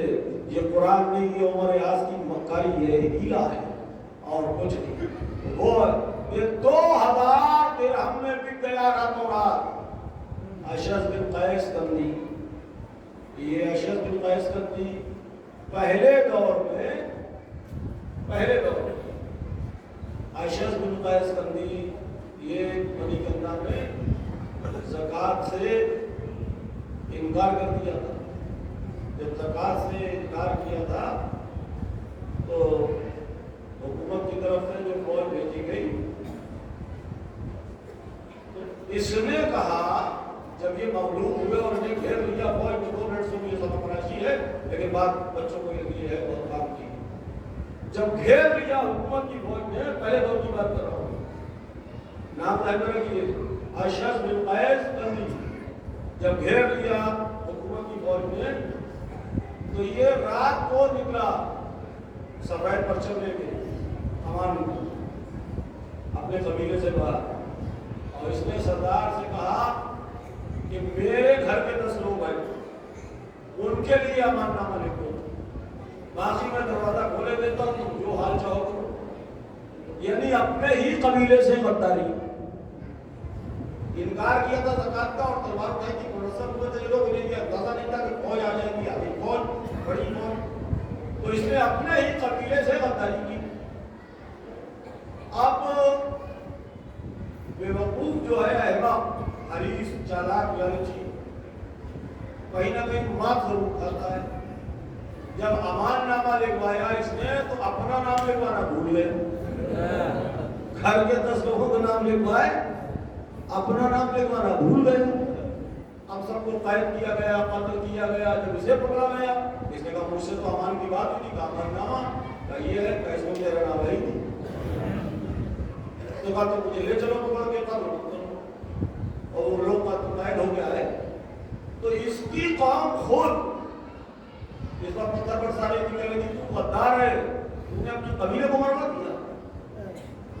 یک چشم یہ کام تھی یہ ون سائیڈ تھا. اشعث بن قیس کندی ون سائیڈ تھا ایک بات بنا تھا. جب یہ لایا گیا اور اس کے فضائل بتائے گئے کہ اس نے یہ کیا اور یہ کیا فضائل اسے تنظیر آ سکتا ہے. جب اس کے فضائل بتائے گئے کہ اس نے یہ کیا یہاں ایک محترمہ تھی وہ بھی ایک چشم تھی. سمجھے آپ پہلے دور کی بات ہے ان کے ہاں جو خواب تھی وہ بھی ایک چشم. ان کا کر دیا گیا نکاح. یہ جو مائنس پلس ہوئے تو جو اسمارٹ نسل پیدا ہوئی محمد بن اشعث قیس بن اشعث اسحاق بن اشعث جودہ بنت اشعث جس نے امام حسن علیہ السلام کو زہر دیا. محمد بن اشعث جو جناب مسلم علیہ السلام کے لیے لشکر لے کے آیا کوفے میں. قیس بن اشعث جو امام حسین علیہ السلام کا لباس لوٹ کے لے گیا. اسحاق بن اشعث جس نے امام حسین علیہ السلام کے لاشے پر گھوڑے دوڑائے. یہ بھانجے ہیں پہلے خلیفہ کے. پہچانیے رشتے سمجھیے صلوات پڑھے محمد.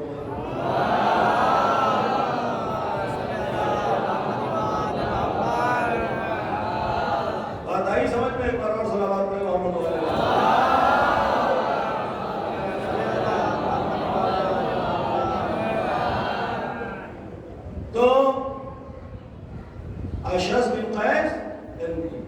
اس کا بیٹا تھا محمد بن اشعث، یہ قاتلان امام حسین علیہ السلام، یہ اس وقت موصل پر فرما روا تھا۔ جناب مختار نے اس کے بیٹے کو بلایا عبد الرحمن بن محمد بن اشعث کو، یعنی عبد الرحمن بن محمد بن اشعث بن قیس بن اشعث، سمجھے بات؟ اور کہا بیٹا ایسا ہے کہ ہے وہ ہے، تھوڑی سی ضروری کی باتیں تو نے خط لکھا کہ اپنے باپ کو دینا اور اس سے کہنا کہ آ جائے میرے پاس اور میں کسی جگہ کی حکومت اسے دے دوں گا اور اس کے حصے کے لیے دکھا کر کے نا اور ایسا اور ویسا اس طرح کی باتیں کی اسے خط۔ یہ جب پہنچا خط لے کے تو اس کے باپ نے کہا تو کوفے سے میری اجازت کے بغیر آیا کیوں؟ اس نے کہا مجھے قاصد بنا کے بھیجا ہے مختار نے۔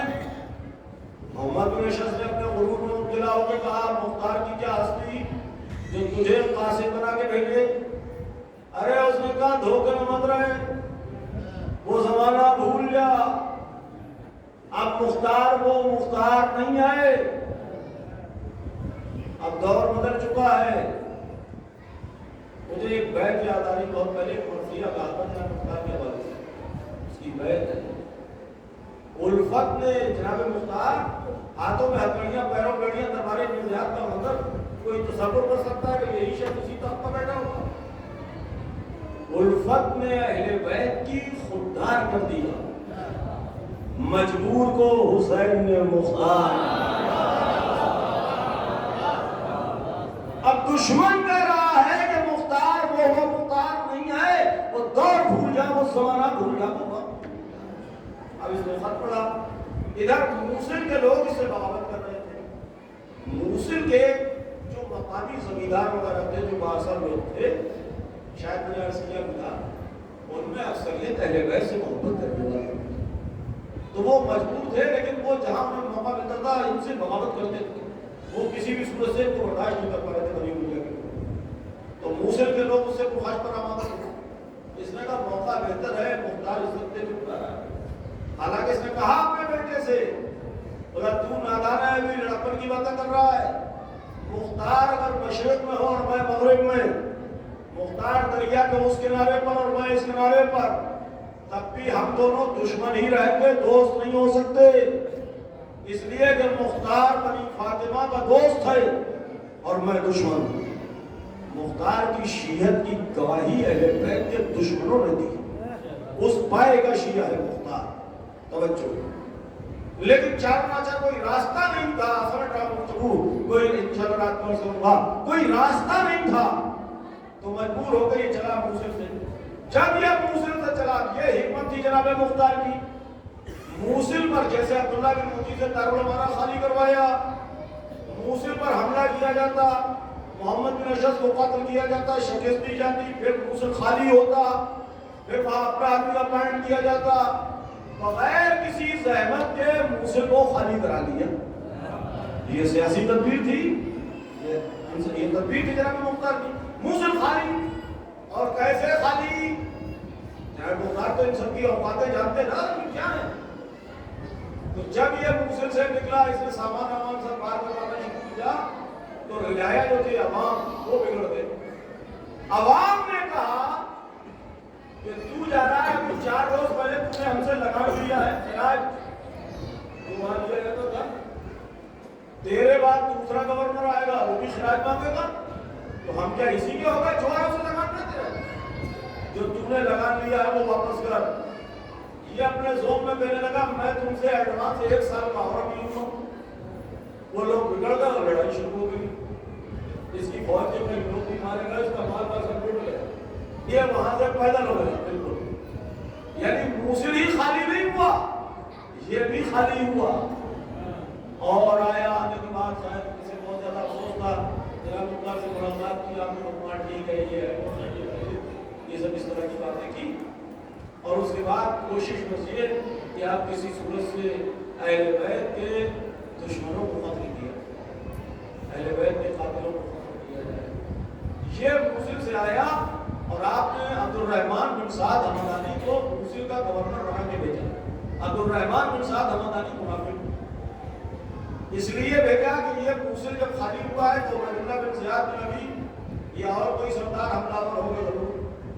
تو اگر یہ مارا گیا عبد الرحمان بن سعد تو اپنا ایک دشمن کم ہوا، اور اگر اس نے مارا تو دشمن کم ہوا. لہذا ایسے موقع پر ایسے شخص کو بھیجا جائے. ادھر پتہ چلا کہ عبید اللہ بن زیاد بن ابی ایک بڑی فوج لے کے چل دیا موصل کی طرف. رحمان بن سعد حمدانی نے لکھا کہ میرے لیے کیا حکم ہے؟ آپ نے کہا تم تکلیف آ کے روپوش ہو جاؤ اور میں لشکر بھیج رہا ہوں زید بن انس اور ورقہ بن عازب کی ماتحتی ہوں. تمہیں اختیار ہے، چاہو تو رہنا، چاہو سپاہی کو دے کے چلے جاؤ. اور عبید اللہ بن زیاد کے لیے جناب ابراہیم بن مالک اشتر نے مخصوص تیاری شروع کی. ادھر ورقہ بن عازب اور زید بن انس کو جناب مختار نے تیار کر دیا کہ تم لشکر لے کے چلو. اب سب سے بڑی فکر اگر ہے تو یہی ہے کہ کسی بھی صورت سے اہل بیت کے قاتلوں کو قتل کیا جائے. انشاءاللہ شام کے اس کے ہوگا. اور جب زید بن انس اور ورقہ بن عازب چلے کوفے سے تو عسکریہ صحابات یعنی صحابات مدائن اور مقام خدیشہ پر یہ لڑائی ہوئی. زید بن انس نے خواب دیکھا صحابات کا کہ رسول اسلام ہے، جناب مسلم ہے، جناب امیر ہے اور سب بزرگ ہیں اور کہہ رہے ہیں، رسول فرما رہے ہیں تم نے دیکھا کہ اس امت نے ہماری اولاد کے ساتھ کیا سلوک کیا. انہیں 3 دن کا بھوکا پیاسا دشت پہ آب ہو گیا، ہمیں گھیر کے قتل کیا. اور تمہیں بشارت اس طرح کا خواب دیکھا، تم جب قریب ہم سے آ ملو گے. یہاں پر آپ بیمار تھے، اپنے ساتھیوں سے کہا کہ میں اس کی تعبیر یہ سمجھتا ہوں کہ میں قریب اس دنیا سے کل ہی اللہ آپ کو اچھا رکھ کے آگے بڑھے. تو پھر انہوں نے خواب دیکھا، انہوں نے کہا اس کی تعبیر اب میں سمجھتا ہوں کہ میں بیماری سے صحیح نہیں ہوں. لیکن جوش اتقان خون حسین یہ ہے، یہ بزرگ تھے. دیکھیے دوستوں کو پہچاننا بھی ضروری ہے اور دشمنوں کو پہچاننا بھی ضروری ہے. جناب زید بن انس یہ سالار شیعہ کے نام سے مشہور تھے. شیعوں میں بہت بزرگ، بہت کریم و تباہ شخص تھے. مفلسوں کی درپردہ بہت مدد کی. تو مقام خدیشہ پر جوش انتقام خون حسین تھا کہ جب دونوں لشکر آمنے سامنے ہوئے تو جناب زید سے کھڑا نہیں ہوا جا. نماز بیٹھ کے پڑھی تھی، لیکن سواری کو سوار ہوئے چاروں طرف سے لوگ انہیں پکڑے ہوئے اور بولے میں میدان میں ضرور جاؤں. ورقہ بن عازب نے سمجھایا کہ نہیں آپ آرام کیجئے خیبر میں. اس نے پیغام بھیجا دشمن کے لشکر میں ربیعہ بن خالد نے. اس نے کہا اگر تم مال و ملک اور حکومت کے لیے آئے ہو تو یہ تمہ تمہاری پوری نہیں ہوگی، ہمارے پاس بہت فوج ہے، یہاں سے واپس ہو جائے. اور اگر قاتلان حسین کو قتل کرنے کے لیے آئے تو ان کی اکثریت تو کوفے میں ہے، ہمارے پاس کیا ہے؟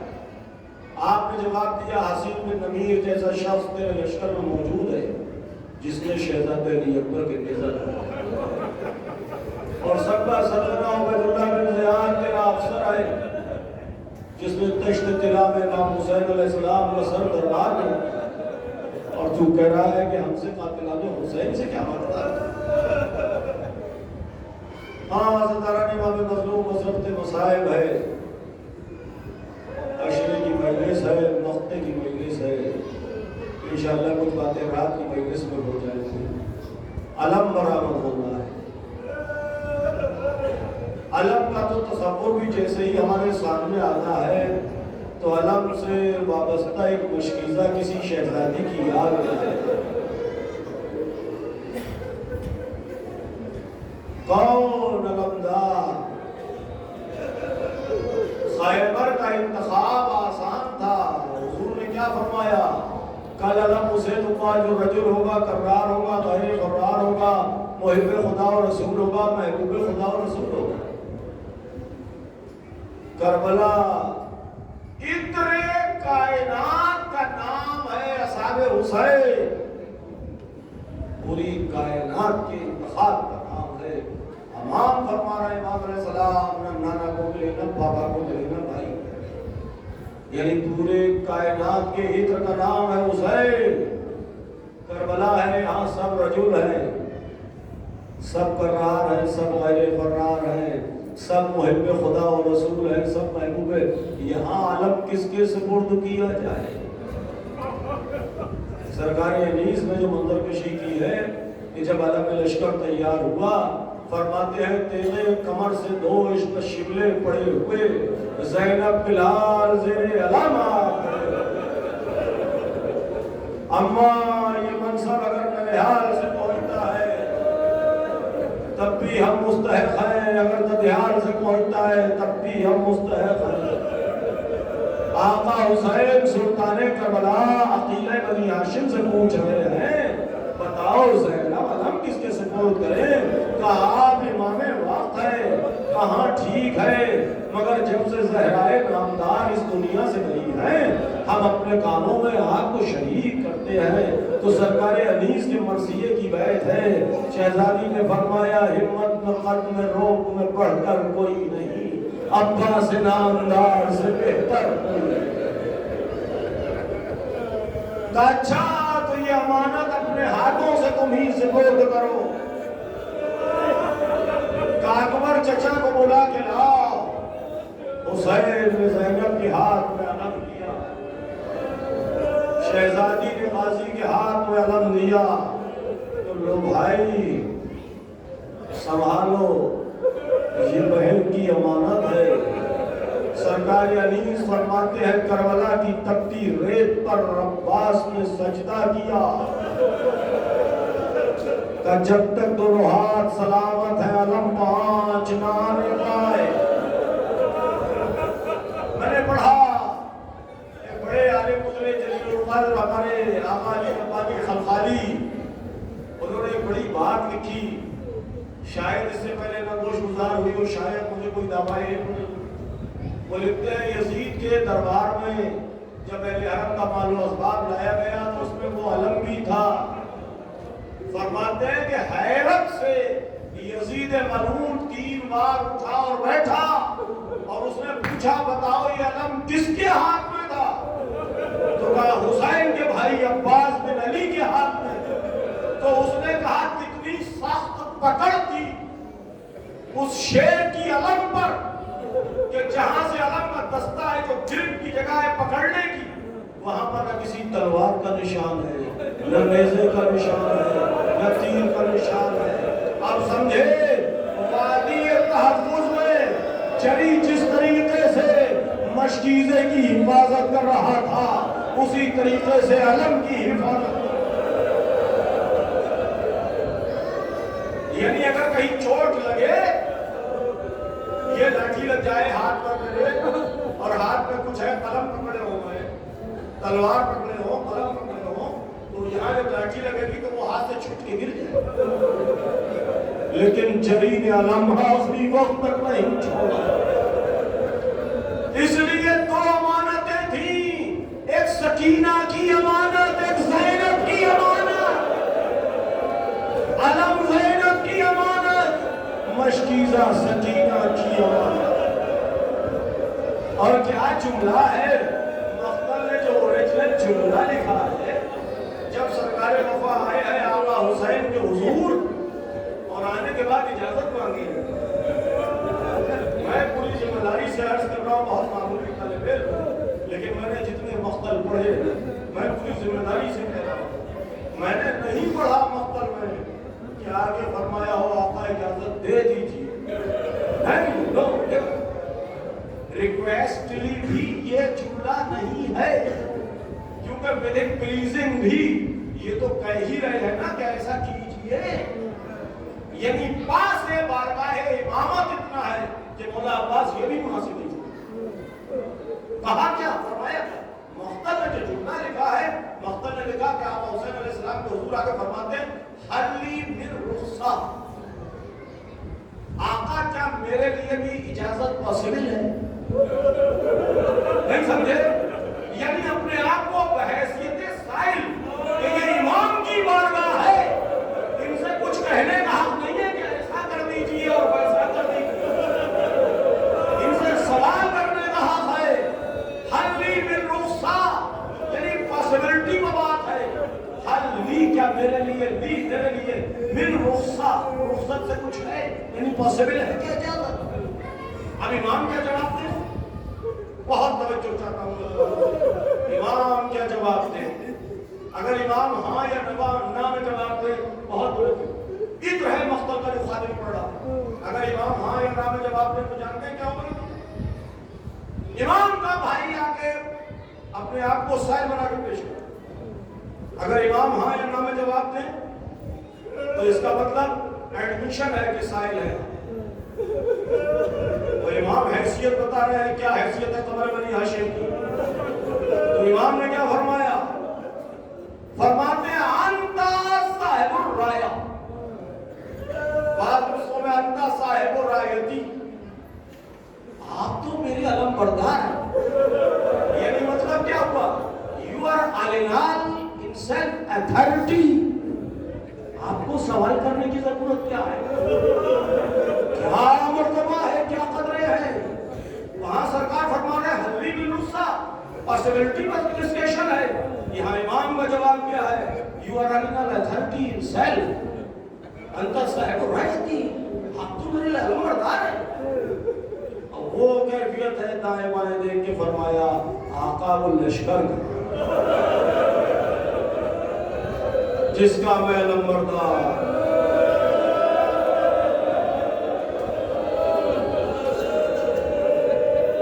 مشہور ہے کہ مولا عباس نے فرمایا آقا میرے لاشیں کو خیمے میں نہ لے جائیے. توجیحات اس کی جتنی بھی ہے وہ کی ہے شارحین نے, علماء نے, متکلمین نے, خطباء نے. مقصد میں اتنا ہی ہے, مولا میرے لاشے کو خیمے میں نہ لے جائیے. ایک جلیل القدر علی قدر آقا عبدالرزاق موسی مکرم, انہوں نے اس موضوع پر بہت کچھ لکھا ہے اور بہت اچھا لکھا. انہوں نے ایک جہت بیان کی. وہ فرماتے ہیں کہ مولا عباس علیہ السلام نے کبھی بھی ہمیشہ آقا حسین علیہ السلام کی خدمت کی. کبھی یہ گوارا نہیں کیا کہ آقا حسین علیہ السلام ان کا کچھ کام. اس لیے فیلنگز کی معراج ہے, محسوسات کی معراج ہے, سمجھیے. اس لیے آخری لمحے میں بھی وہ یہ نہیں چاہتے کہ امام حسین علیہ السلام ان کا کوئی کام.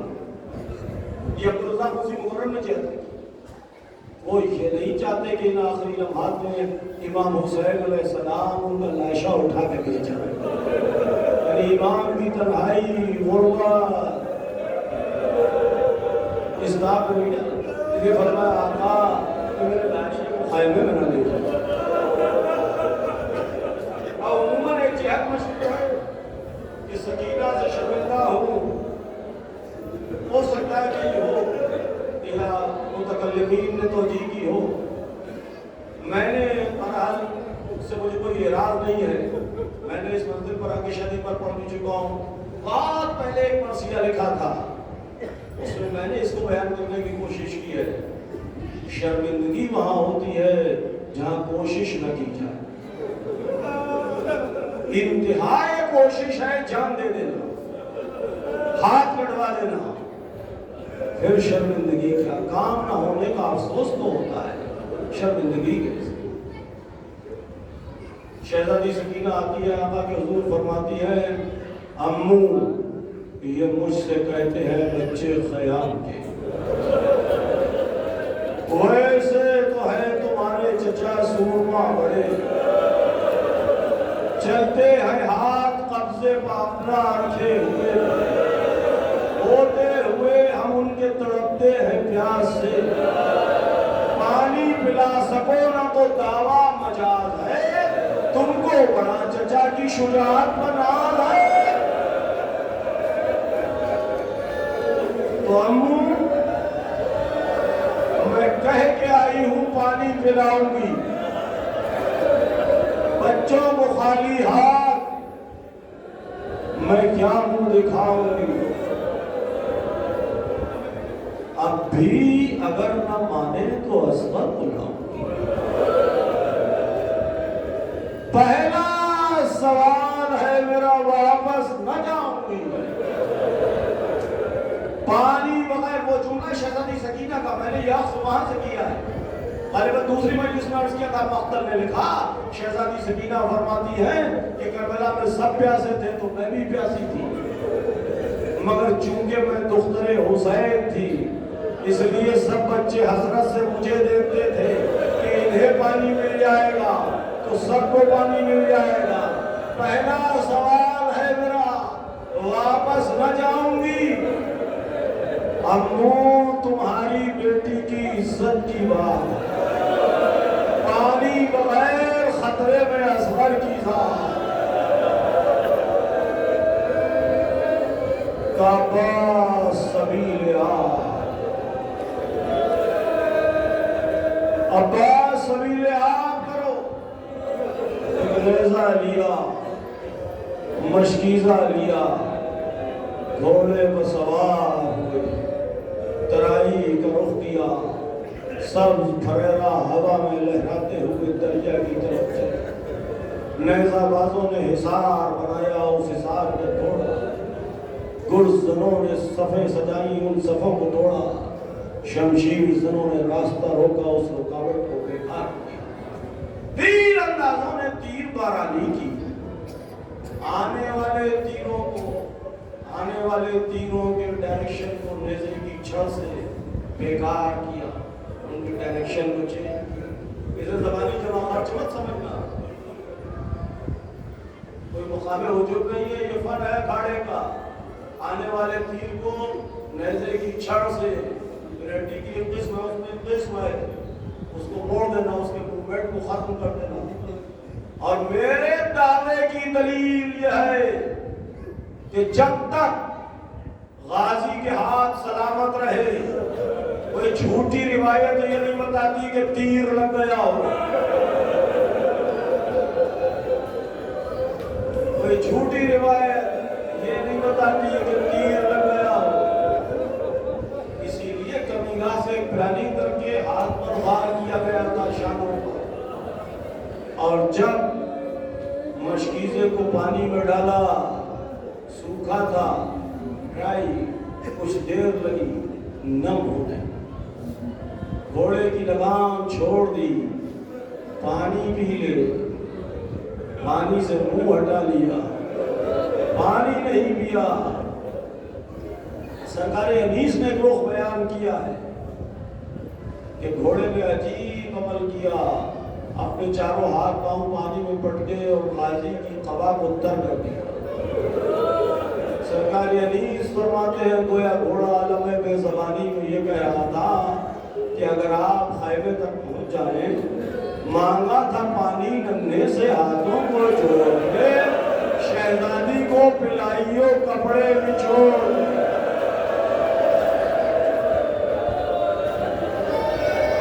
پانی نہیں ملا گھوڑے نے، اب مشکیزے کو دریا سے نکالا، اشل پتھر سے سوار ہوئے اور آئے تھے میدانی علاقے سے، چلے صحرائی علاقے سے۔ کیفیت مجھے اپنے مرثیے کی بیعت یاد آ رہی ہے، فکر سبیل آب گراں تھی دلیر کو، لمحے صدی کی طرح سے لگتے تھے شیر کو۔ اب ایک ہی موٹیو ہے، ایک ہی ٹارگٹ ہے کہ پانی سکینہ تک پہنچ جائے۔ تیز رفتاری کے ساتھ، شدت کے ساتھ محمیز کیے ہوئے گھوڑے کو، خیام کا رخ ہے، خیام کا رخ ہے۔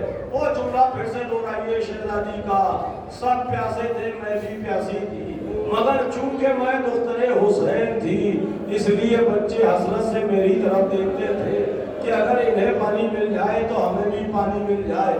بچے سکینہ کو حلقے میں لیے، ہاتھوں میں خالی کوزے، ہاتھ پیشانی پر رکھا ہوا، سکینہ کی نگاہیں میدان کی طرف، کہیں چچا کے علم کی جھلک نظر آئے، کہیں سر پھیلا نظر آئے، امیدیں میدان سے وابستہ، سکینہ کی امیدوں کا سورج جیسے طلوع ہونے والا۔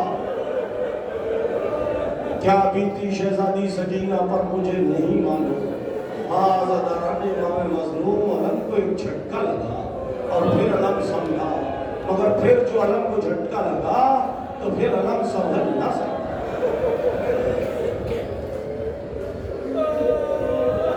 عزاداران امام مظلوم ہم نے اپنے اساتذہ سے سنا، مولا عباس علیہ السلام کی زری پر ایک طالب مجلس پڑھ رہے تھے، انہوں نے مسائل پڑھے، دوسرے آگے پوچھے، انہوں نے کہا تم نے بہت سخت مسائل پڑھ دیے، احتیاط سے کام لیا کرو۔ خیر وہ ہوا، بات ہوئی، ابائی ہوئی، ختم ہو گئی، اور انہوں نے دیکھا مولا کی زیارت میں نصیب ہوئی، نیت رہی ہوگی، بڑا انہوں نے کہا تم نے کیا کہا، مسائل سخت پڑھ دیے، جانتے ہو میری شہادت کیسے واقع ہوئی؟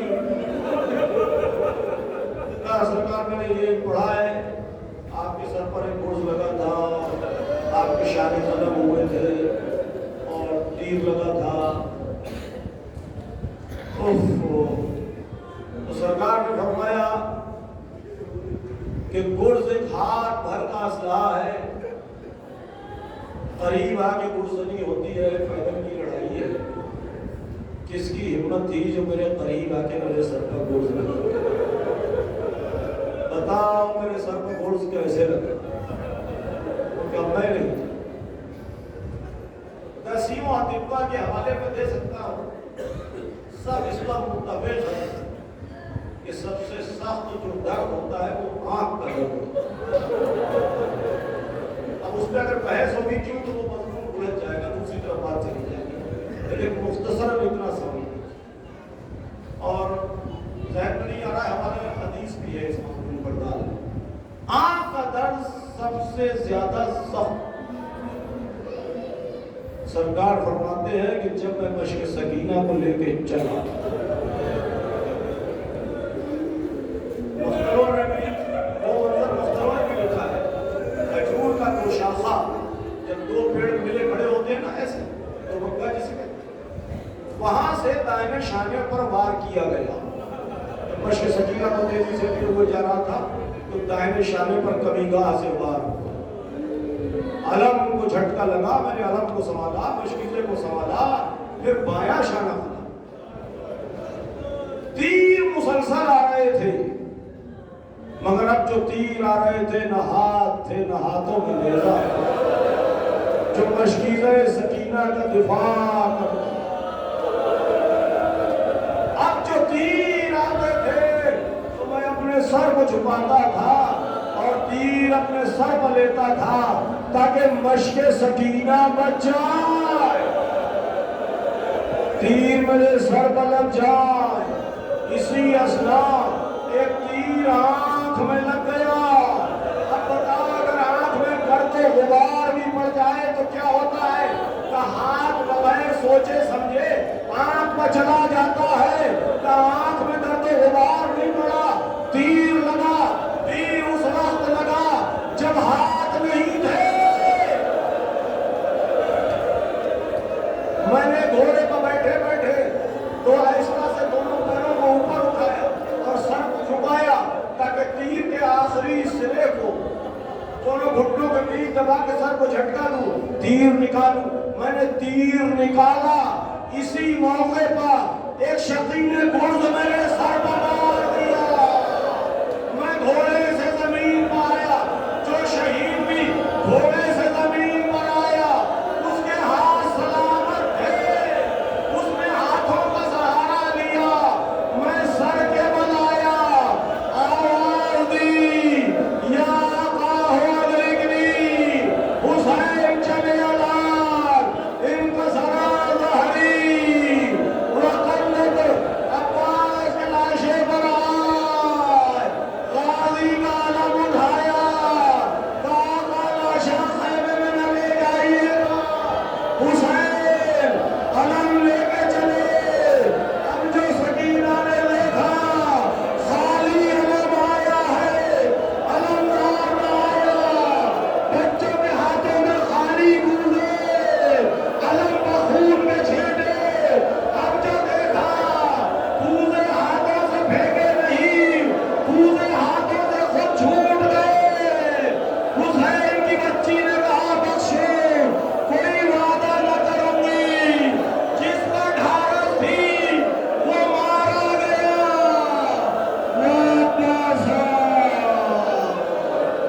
اللہ